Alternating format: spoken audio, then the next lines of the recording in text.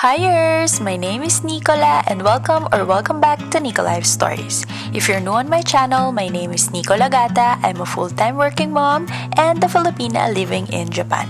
I vlog about our life here in Japan, so if you're interested in that, just click the subscribe button and I hope you enjoy the rest of the video. So for today's episode, samahan niyo ako mag-get ready papunta sa practice nila Cloud at sabay-sabay natin siyang panoorin maglaro ng badminton. Konting disclaimer lang, no? This is gonna be a long vlog.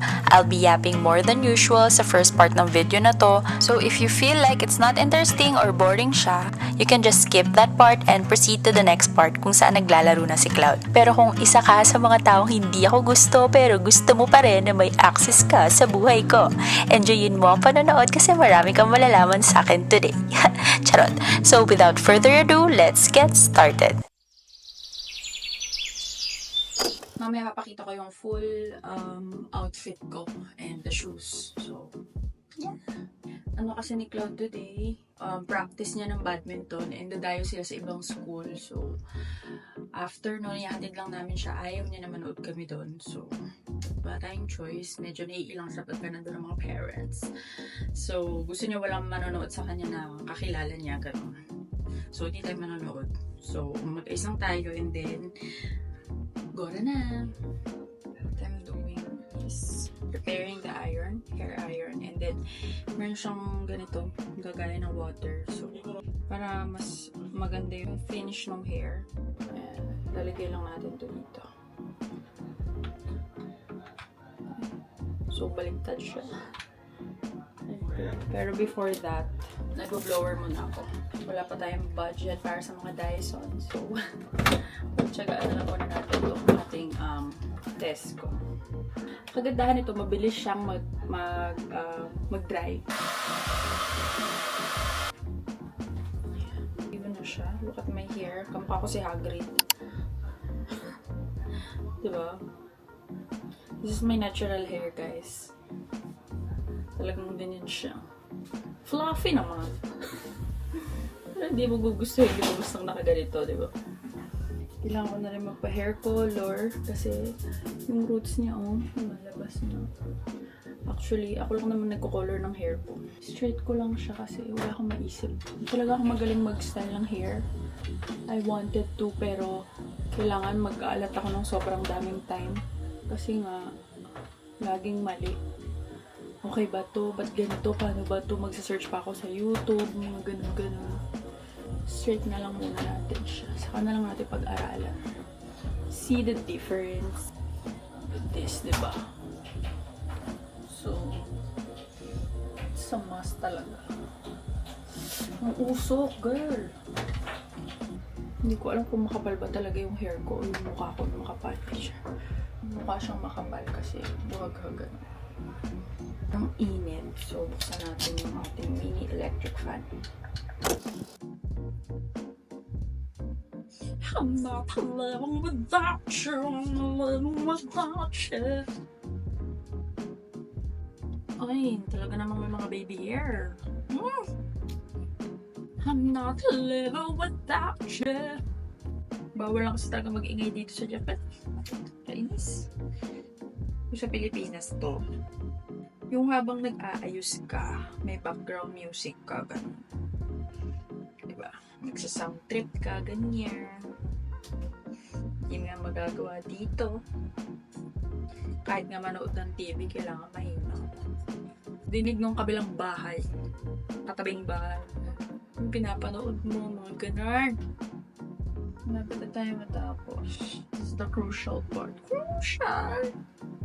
Baka magpagupit ako ng short hair. I don't know. Mainit kasi. Summer dito sa Japan, sobrang ang hirap i-explain. Talagang heat stroke talaga abutin mo. Iba yung init na hindi ka makahinga. Sa atin kasi may hangin pa. Dito pati mga puno talagang freeze. Gano'n. Walang galawan. Hindi ako marunong gumamit ng blower. So, tayo gagamit na. Masyado na malakas yung hangin. Magugulo na yung aking diskarte sa buwan.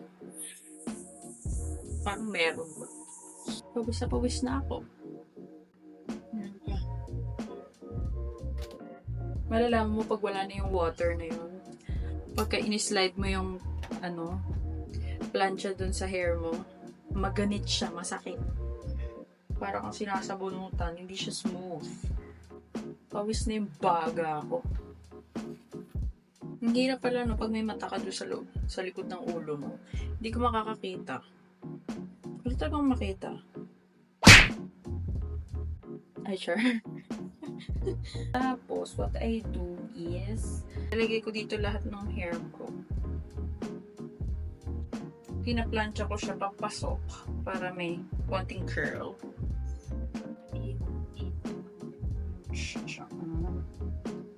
Ganyan. Dulo-dulo lang para may something na curl dun sa dulo ba. Konti na lang. Para makita nyo na yung kinlabasan. Parang mas nadadalian ako pag ganito. Although mukha kang mahirap. So, ayan. So, nakikita nyo, mga curl-curl na siya. Saka natin siya. Gaganon.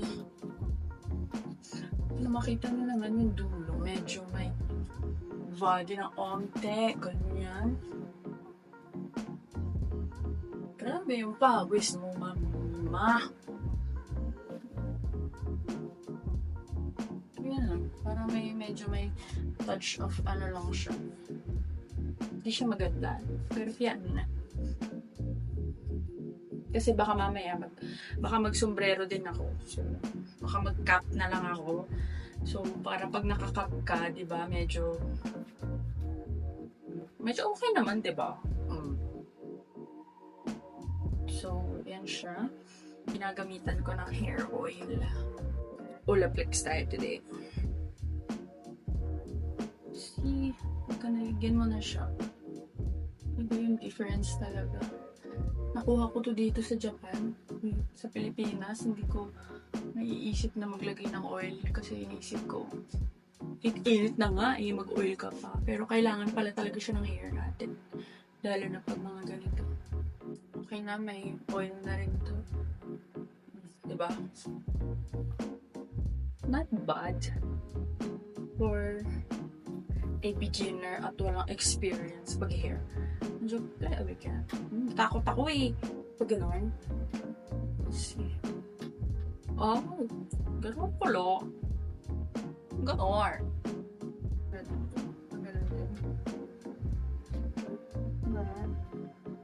Tinan mo, ang kamay ko. Yan mo na, ganito na lang siya. Kasi nagugulo pa lalo. Pag naman ginanon ko siya, pag gano'n, huwag na lang. Para medyo may body ng onte. Diba? Next is makeup. For our makeup, I always start, hindi ako professional ha. Basta ganito ako mag-makeup. I always start with concealer. So, ayan. Number 141 Natural. Hindi ako naglalagay ng mga foundation. Yan lang. Gusto ko hanggat mahal parang natural. And dito parang ito yung mga scars ko. So, mga pimple marks pala. Yung mga pimple marks. Yan, ganyan lang siya. Lagyan ko lang ng ganyan. See? Kita niyo yung line. Mga dito. Ayan, I don't use brush masyado. Kasi mabilis talaga magka-allergy yung mukha ko. Hanggat maaari mga gentle lang, ganun. Tapos, kamay-kamay lang. Kasi sa una siguro magiging okay yung resulta niya. Pero mga pang-apat na beses ko na siyang ginagamit, wala na. Gulo na naman yung buhay ko. So, iniwan ko na lang siyang ganyan. If you want to know kung ano yung mga nandito sa mata ko, ayan o. You can see, that's sitting gum. So, wala na tayong magagawa dyan kasi ayan na yung skin type ko. Talagang bukod sa sensitive siya kung ano-ano mga butlig-butlig, mga ganon. At talagang sa mukha ko pa talaga. And para matanggal to kailangan sunugin. Pero kapag sinunog siya, hindi ka naman sure kung hindi na siya babalik. Dahil nga may problem doon sa loob ng skin ko yung may problem. So, lalabas at lalabas lang siya. Kaya, hindi ko na siya pinagalaw. Kasi, ganun din naman, baka dumami pa siya, diba? So, ayan. Kita niyo, close up. Ang dami, diba? So, hindi naman yung kabawasan sa buhay natin, diba? Hayaan mo na lang siya nandiyan dyan. Sabihin ng mga taong gusto na lang sabihin. At tanggapin mo sa buhay mo yung mga taong gusto. Kaya rin tanggapin yung ganitong kalagayan. Kaya ano, disease. Hindi naman. So, pabayaan mo lang siya dyan. Nahayaan ko lang siya. And then, after this, saan ako nagkikilay. Kilay, what I use ay simple lang. Ay, ano te. Talagang nababali naman siya. Ito, babrushing ko lang yun siya dyan. Hindi din ako magaling talaga. Ginagawa ko lang kung ano yung sa tingin ko na okay sa akin. And hanggat maaari talaga parang gusto ko parang natural. Natural. Pero may contour. So, ahitin natin yung mga medyo. Nakakasagabay. Liquid eyebrow media. 500 yen ko lang po nabili. So, na-start lang dito sa mga dulo-dulo. Pag na-feel na siya, yun na, okay na ako dun. Basta magmukhang may buhok. Kaya lang, paminsan, diba? Wala namang perfect. Today, ang plakado ng kilay mo, bukas, mukhang makalim tayo pagkakalagay mo. Ganun talaga. Katulad today, mukhang makakapalan ko siya. Dahil liquid nga to, medyo nagsistay naman siya. Parang medyo makapal dito, te bakit? Magkaiba na naman ang itsura. Ba't kailangan gumingitin? Ako ganun ako. Gatap. Diba? Mga ganun pa. Hello! Pag sinabi na lang ni Cloud na nana, hindi patay yung kilay mo. Tsaka na natin ayos. Pero feeling ko naman medyo okay na siya. Tingin nyo? Pagka napagtanto ko na hindi pala siya okay, saka natin baguhin ulit. Naglalagay pa rin ako ng contour kasi nakita nyo naman yung aking face. Mataba siya. So, kailangan natin na ng mga angles. Hindi ko alam kung anong shade eh. Meron kasi yung parang nako-customize na makeup. Before, dito sa Makeup Forever. Nako-customize siya, tapos pipili ka ng kung eyeshadow ba, blush, ganun. So, kumuha ako ng contour and blush na yung kinuha ko. Pero hindi nila nilagay kahit saan dito sa ilalim kung anong shade yun. So, hindi ko na siya maalala. Ito ang nakalagay. Hindi ko maalala. Sorry. Nagkulang na ba ako bilang tao? Hindi ko alam. And then, meron ako nito. Ganitong brush. Hindi ko na kung tawag dito. Pati yung mga ganyan, guys. Sorry. Wala talaga akong idea. Basta kung ano yung sa tingin ko na-work. So, what I do is nilalagay ko siya dito. I use the same contour, ha? Kaya nakita niyo yung mga bootleg, meron din yun sa taas. But wait, there's more though. Hindi lang yan dyan sa taas meron. Hindi lang yan around the eyes, guys. Meron din ako dito. Kita niyo yan? Yung mga bootleg siya, diba? And paminsan dito sa dibdib, meron din. So, meron tayong magagawa dyan. At hindi naman siya sumasakit. At hindi din naman sagabal sa buhay ko. Nakakatrabaho pa naman ako. Nakakapag-drive ako. Nakakakain ako sa buhay. Diba? So, tanggapin na lang natin. Hindi naman siya sagabal. Okay naman. Natataguyod ko naman yung anak ko na maayos. Eh, diba? Nakakapagsalita naman ako. Nakaka-reply ako. Nakaka-post ako, diba? Ay naman siya. Ayan. I use the same contour din pala para sa nose line. Tapos, hindi ko alam kung pantay ba siya. Basta I make sure dito nilalagyan ko talaga. Comment nyo nga kung ano. Kung okay ba siya? Kung may dapat ba akong Kasi wala talaga akong idea, guys. Sorry wala kayong mapapala sa akin. Naglalagay ako ng pressed powder, lalo na pag summer. Pagka winter, wala. Kasi super dry ng face ko. So, magda-dry talaga siya. Nabili ko lang to sa Don Quixote. Loose powder pala to. Moist Labo. Ayan. Makeup Forever din Aqua Resist Color Pencil in shade 2 Ebony. Ayan, nagulo na te. Sinasabi ko sa'yo eh. Hindi naman dapat yan dyan. Okay. Okay na kalma. And then, eyeshadow. Ito. Gamit na talaga. So, top lang natin siya. Tapos naglalagay ako dito ng konting wing. Nakita niyo? Ito yung moment na dapat di gumagalaw yung bibig mo, di ba? Kasi magulaw siya, kaya iba yung tungo nung ano. Pati yung kamay mo nakaganon yan. Walang kikilos na masama. Hawak niyo yung pamilya mo. Ganon. So, lubash lang natin yan. Para medyo spread naman siya ng olte. Kita niyo ba? Alam mo, nakatuto kayo, di ba? Dapat malis na. And then I use Maybelline. Oh my gosh, wala na pala akong oras. Kasi makeup eh. Hindi naman ikaw ang main event. Kahit yung mascara ko, guys, gulo-gulo yan. Kayong umasa magkakaroon tayo ng magandang resulta dito. So, pati ito dapat hindi ka kumilos na masama. Bawal kang magsalita, alam mo yan. Kasi maiiba yung direksyon ng mga clip mata mo. Tinan mo, wild lang ako na iba na siya. Pwede na to. Titigan ng maigi na blush na tayo. So, ito na yung ginagawa ko. Hindi na lang yung final look. Kita niyo na. Wala pang lipstick yan.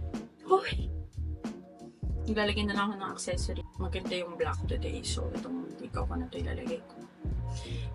Actually, huwag na tanongin kasi sobrang luma na nitong mga hikaw ko na to. Mga tagbo 100, 300 lang ito, ganyan. See, ang ganda naman siya. I forgot to tell you guys, naglalagay pala ako nito.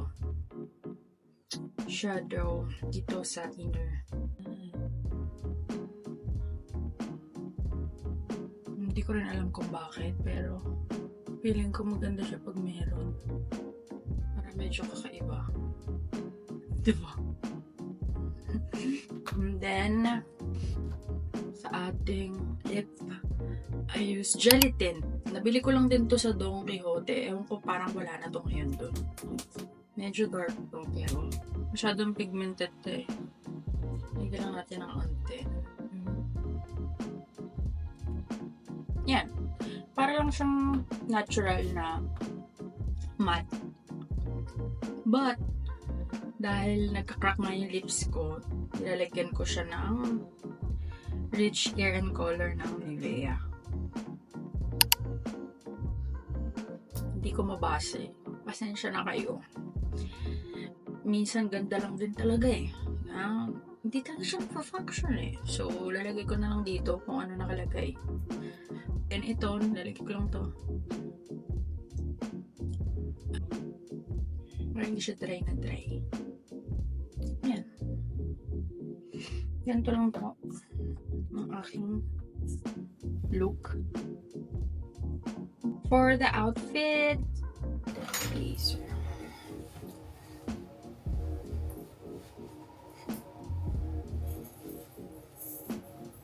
And my favorite pair of shoes. This is my final look. And the bag. I got this sa Uniqlo. So we are on our way sa practice or tryout nila Cloud or yung tinatawag na Bukatsu dito sa Japan. Medyo special tong Bukatsu nila today kasi sa ibang school sila maglalaro.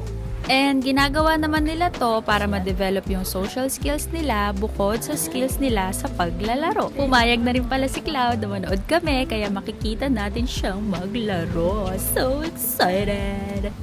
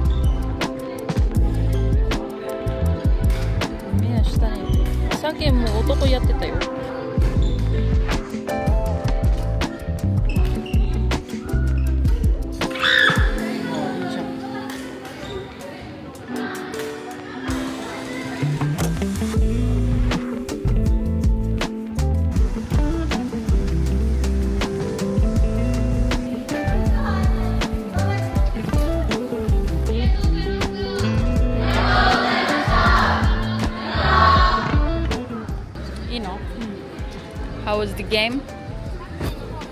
Ah, galing mo eh. Nakita kita doon eh. Lupit mo eh. Nakita kita doon. Oo. Saan yung malupit? Natatamaan mo.